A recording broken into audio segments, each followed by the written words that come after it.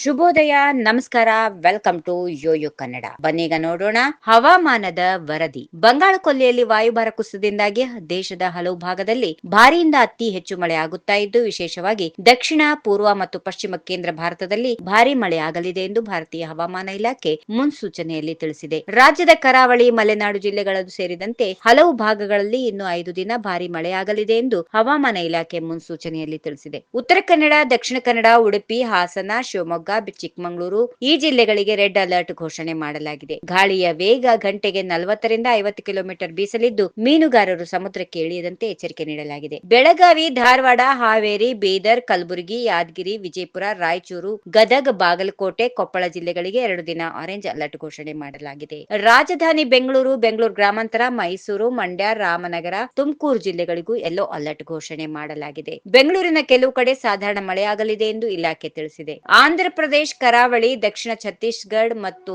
ದಕ್ಷಿಣ ಒಡಿಶಾ, ತೆಲಂಗಾಣ, ಕರ್ನಾಟಕದ ಒಳನಾಡಿನಲ್ಲಿ ಹೆಚ್ಚಿನ ಮಳೆ ಆಗಲಿದೆ. ಮುಂಬೈ, ಗೋವಾ ಸೇರಿದಂತೆ ಕೊಂಕಣ, ಮಹಾರಾಷ್ಟ್ರ, ಘಾಟ್ ಮತ್ತು ಕರ್ನಾಟಕದ ಕರಾವಳಿ ಮತ್ತು ಗುಜರಾತ್ನಲ್ಲಿ ಇಂದು ಮತ್ತು ನಾಳೆ ಅಂದ್ರೆ ಆಗಸ್ಟ್ 19 ಮತ್ತು 20 ಭಾರಿ ಮಳೆ ಆಗಲಿದೆ ಎಂದು ಮುನ್ಸೂಚನೆಯಲ್ಲಿ ತಿಳಿಸಲಾಗಿದೆ. ಬೆಳಗಾವಿ ಜಿಲ್ಲೆಯಾದ್ಯಂತ ವ್ಯಾಪಕ ಮಳೆ ಆಗುತ್ತಿರುವ ಹಿನ್ನೆಲೆಯಲ್ಲಿ ಜಿಲ್ಲೆಯ ಹಲವು ತಾಲೂಕಿನ ಸರ್ಕಾರಿ ಅನುದಾನ ರಹಿತ ಶಾಲಾ ಕಾಲೇಜುಗಳಿಗೆ ಮಂಗಳವಾರವೂ ರಜೆ ಘೋಷಿಸಿ ಜಿಲ್ಲಾಧಿಕಾರಿ ಆದೇಶ ಹೊರಡಿಸಿದ್ದಾರೆ.